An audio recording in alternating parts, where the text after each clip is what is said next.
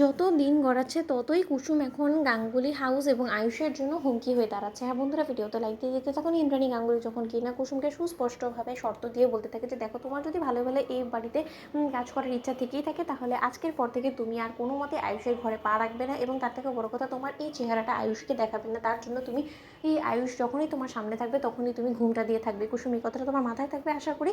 ঠিক সেই সময় এই কথা বলা মাত্রই যখন কিনা পরদিন থেকেই আয়ুষকে চা দেওয়া থেকে শুরু করে কোনো কিছুতেই কুসুমের কোনো রকম কোনো ইনভলভমেন্ট না দেখে আয়ুষ যখন কিনা বারবার করে অস্থির হয়ে পড়ে, এবং আয়ুষ যখন কিনা দীপালির উপরে বিরক্ত হয়ে বলতে থাকে যে দীপালি পিসি, সব জায়গায় তুমি কেন বারবার করে এখানে এসে পড়ছো বলো তো? কুসুম কোথায়? কুসুমের তো এই সমস্ত কাজ করে দেওয়ার কথা, তাই না?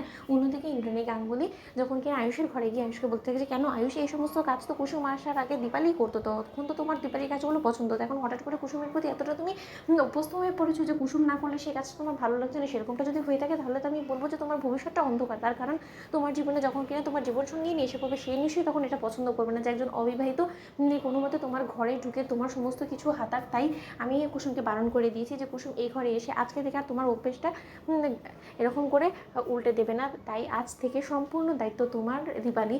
ঠিক সেই সময় আয়ুষ যখন কিনা বলতে পারছে মা, তোমার হঠাৎ করে কী হলো বলো তো? সেদিন তুমি কুসুমকে আমার সামনে থেকে টেনে হিচড়ে নিয়ে যাওয়ার পর কিছু তো একটা কুসুমকে বলেছো, নয় তবে হঠাৎ করে কুসুমও নিজের এই দায়িত্ব থেকে পিছিয়ে গেল কেন বলো তো? অন্যদিকে ইন্দ্রাণী গাঙ্গুলি বলতে থাকে যে আয়ুষ, একটা কথা তোমাকে আমি সুস্পষ্টভাবে বলে দিয়েছি, তুমি যদি ভালো ভালো এই কথাটা বোঝো তাহলে তোমার জন্যই মঙ্গলের। কুসুম একটা অবিবাহিত মেয়ে, এবং আমি কোনো মতেই চাই না যে কুসুমের যখন কিনা কারোর কাছে আমি কুসুমকে পাত্রস্থ করবো তখন কোনো মতে কুসুমকে নিয়ে লোকে ছিচি করুক। কারণ হাজার হোক ও কিন্তু একটা মেয়ে, মেয়ে ছেলের মধ্যে কিন্তু আকাশ পাতাল তফাৎ হয়, এবং তার থেকে বড় কথা ওর সম্মান নিয়ে কোনো রকম কোনো টানাহেচড়া হোক, তার জন্য আমি তোমাকে বলে দিচ্ছি তুমি শুধরে যাও।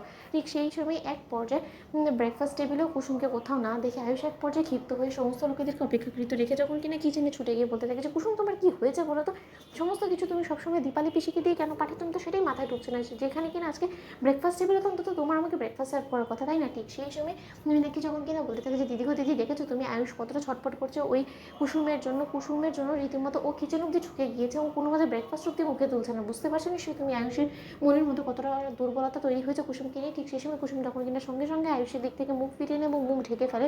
ঠিক সেই সময় আয়ুষ বলতে থাকে যে কুসুম, তুমি আমার দিক থেকে মুখ ঘুরিয়ে ফেললে কেন বলো তো? এবং কেনই বা তুমি মুখটা আড়াল করে ফেললে, এবং এত বড় ঘুমটা টানার এবার কী কারণ আছে? আমি তো কিছুই বুঝতে পারছি না। ঘুমটা টানার তো তোমার কোনো প্রয়োজন নেই, কারণ তুমি তো এমন কোনো অপরিচিত মানুষের সঙ্গে দেখা করছো না, তাহলে তুমি মুখ ঢেকে ফেলে কেন বলো? কুসুম ঠিক সেই সময় কুসুম তখন বলতে থাকে যে দোহাই আপনার ছোটো সাহেব, আমি আপনার কাছে হাত জোড় করে অনুরোধ করছি, আমার কাজটুকু আপনি অন্তত আমার থেকে কেড়ে নেবেন না, কারণ আমি এই বাড়িতে এখন থেকে কাজ করবো এরকমভাবে, এবং এটা যদি আপনার ভালো লাগে তো ভালো, যদি আপনার ভালো না লাগে তাহলে আপনি নিঃসন্দেহে দেবী মায়ের কাছে গিয়ে এই সম্পর্কে বলতে পারেন যে আপনার এই সমস্ত কিছু ভালো লাগছে না। ঠিক সেই সময় ইন্দ্রাণী গাঙ্গুলি বলতে থাকে যে আয়ুষ, তুমি বেরিয়ে এসো। তো বন্ধুরা, লাইক কমেন্ট শেয়ার করে সাবস্ক্রাইব করতে ভুলো না।